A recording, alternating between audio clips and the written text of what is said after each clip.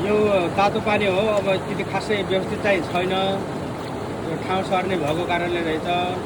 लगभग 70-80 डिग्रीमा चाहिँ तातो रहेछ यो पानी। निकै तातो छ पानी यो। यो भेरीको किनारमा छ यो पानी, 3-4 ठाउँ छ। उतातिर पनि दिदीबहिनीले लगाइरहनु भएको छ।